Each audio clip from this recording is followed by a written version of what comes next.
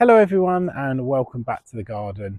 So today this is my ultimate guide to winter care and frost protection in the UK. Now just a note, I am down here in the south of the UK and my lowest temperatures tend to be about -5, -6, and we probably get 1 or 2 nights like that in the whole year. So it's not particularly low temperatures, but I will show you in this video all the different methods that I use to protect the various different plants that I have here. So I'm shooting this video in the beginning of November, and so far my lowest temperatures have been +5 degrees. So this is around about the time I start to think about protecting some of my plants.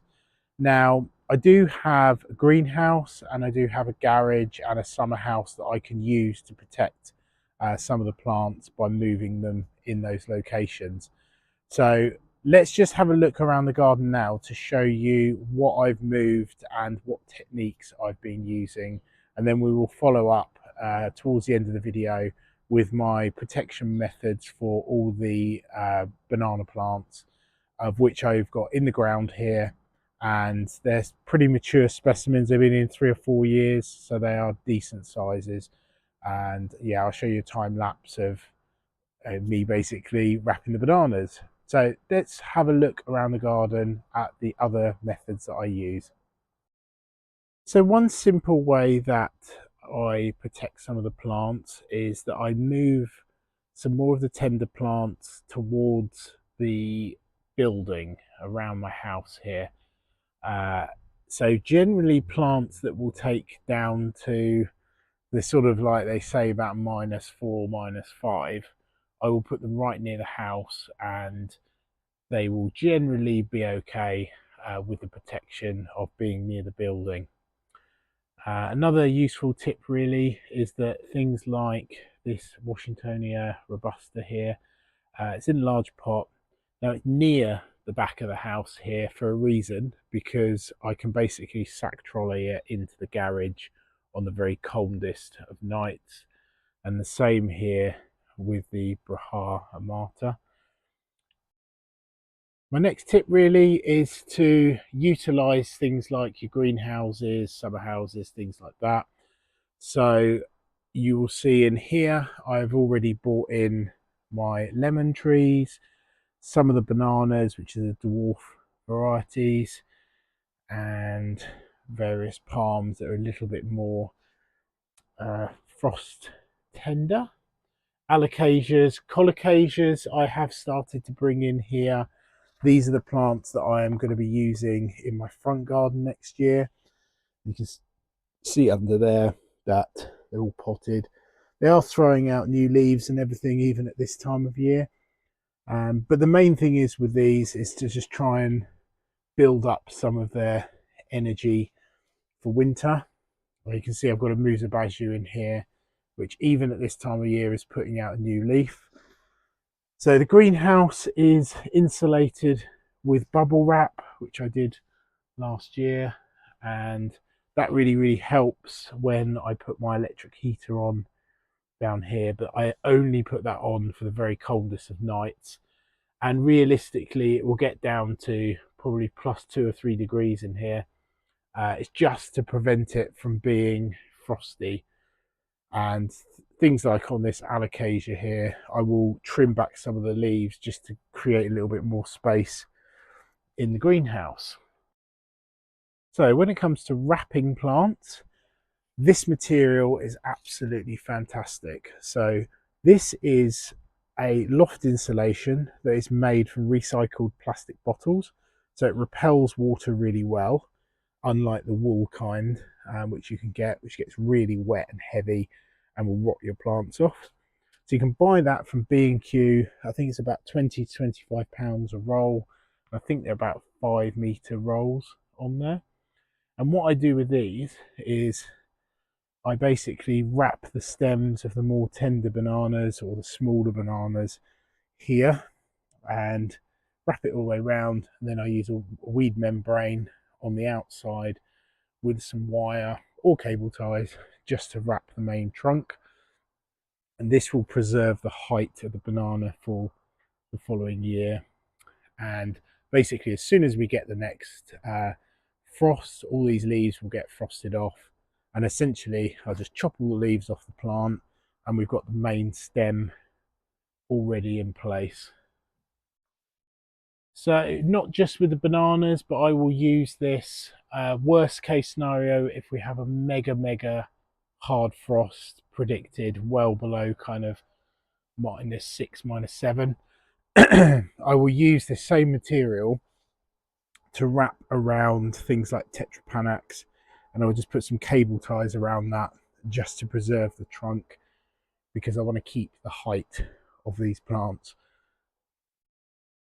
Again, worst case scenario, but with the Batia odoratas here, which are hardy down to about -10, and they are huge specimens, but on the very coldest of nights, if we do have a really bad frost, again I would just wrap around for the night this material just to protect the main growing point of this palm. But to be honest, all the other palms in the garden, which tend to be various types of Trachycarpus, they don't have any winter protection whatsoever. Another method that I use is I use this horticultural fleece, which is highly breathable. And for instance, if we're having a really cold night, I've got a lot of younger Trachycarpus palms here, and simply for the night I would just literally drape over this frost protection, and that will just take the edge off of a severe frost and probably protect some of these growing points. This is generally good for plants that are not ultra tender, but kind of you want to keep them looking their best each year, and to kind of make sure that when we go into the new growing year, they're not spending months and months recovering from winter damage. So it's always good to have a roll of this around, and you can simply use like things like laundry pegs, peg them to various things, or even peg them on the corner of the pots, just stop the wind blowing it off. Now with cordyline, I've got quite a few different types of cordyline. The green ones generally I don't really do anything with them at all, but with the red ones or any funky coloured ones, they generally require a little bit more winter protection. And for these, it would be simply you put a cable tie around the base, and then you move up the cable tie like this, so it just bundles the actual cordyline leaves like this, and it protects the central growing point. And then when the frost has passed, you can just move the cable tie back down, and it obviously opens up. Now on an ultra hard frost, if they're potted like this one is, it might be sensible to move that into the garage overnight, or into the greenhouse probably wouldn't have space at that time of year, especially to protect something like a cordyline, which is relatively cheap. So yeah, I'd just put that basically in the garage, and it could stay in there for a couple of really cold nights, and then bring it out again once the colder weather has passed. But we're talking about anything that's well below -5 that I'd have to do that. So with the pseudopanax, which I have, these ones I've grown from quite small specimens. They're probably about this tall. Now they are in pots. Now, if I haven't got room in the greenhouse, these two pots here will simply just move under this garden arbor, and the roof of that will protect them from the most severe of cold. But they are pretty hardy, and they should be in my location. They should be fine even when temperatures drop to kind of -5, -6. So unless it's an extremely cold night, then they'll be fine outside, and especially under the arbor here. So with the larger Musibajus, what I do here is I wrap them in a massive tarpaulin, which is quite thick, and you can see it's silver there, and I put wires through it, and basically that provides most of the frost protection. And then I have this outer weed membrane that wraps around. So because the trunks are so thick on this particular group of bananas, and it is well sheltered in the corner here, it really is not worth wasting the loft insulation on that. So I keep a reel of it free for my most tender kind of palms and other plants. So this method, I will show you how I wrap these with some time lapses, and I hope you enjoy that. So this is my biggest banana plant, and it's absolutely huge. Two of the trunks I can't get both my hands around, it's that big. And with this particular clump, I've tried different methods, but the method that I kind of use for this most mature one is essentially I wrap a tarpaulin around the actual trunks, kind of doubly wrap it round. I don't use any loft insulation on this one, as the trunks are so thick that it would take an incredibly hard freeze really to pose any issues. So I wrap them with this tarpaulin, and then I use a little bit of the weed membrane just to kind of tidy up the look of it, and this just protects these trunks a little bit. Now with this location, it's not in the middle of nowhere, it's actually in the corner of my garden where I've got a laurel hedge on one side, I've got a chicken coop behind it, and there's an apple tree in the front here as well. So it's kind of protected from strong winds and everything on all sides, and it's its own kind of microclimate, which is why this one I wrap loosely. And also generally I keep all the other wrapping material for my other plants, as they are a lot more tender than this one. So let's have a look. I'll just wrap this one now and you can see my method.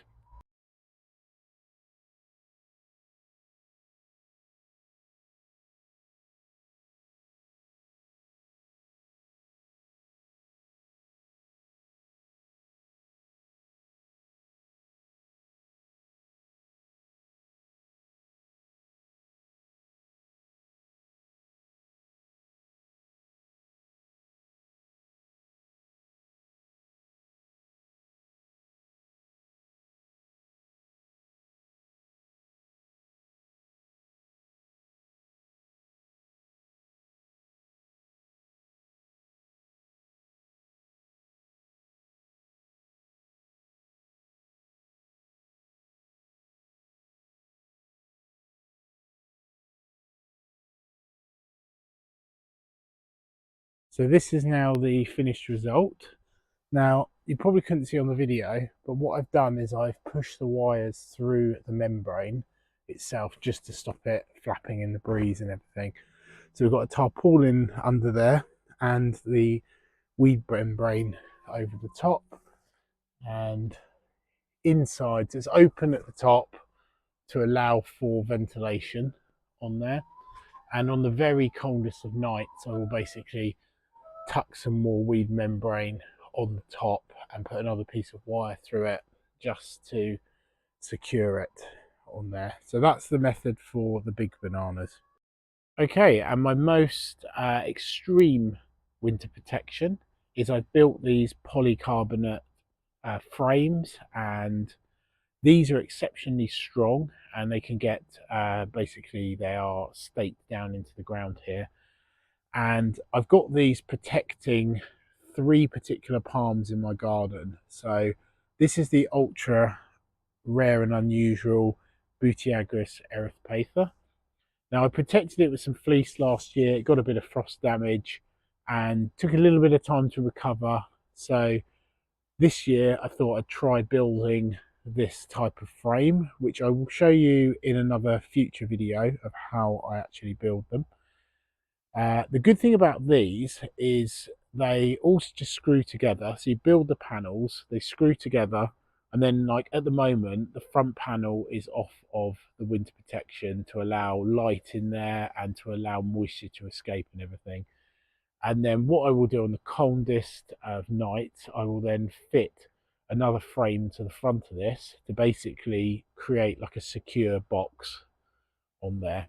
Now the roof panels are also removable, so you can basically open up a little bit of ventilation in there if you need to. Now this is quite an expensive method to build these. So to give you an example, 10 pieces of the batten costs £35 from Amazon. I got those delivered, and each each frame takes 4 pieces of wood, so each side, and then you've got the roof panel as well, so you need a couple of packs of wood for each one of these. But they're also, what's handy about them is the roof panels, the size of that, which is just one actual polycarbonate panel, you can build like 4 more little ones, so you can actually raise the box up each year as the plant grows up until the point where you can't protect it anymore. Now obviously I've got this type of palm over here. I'm also protecting this Washingtonia robusta.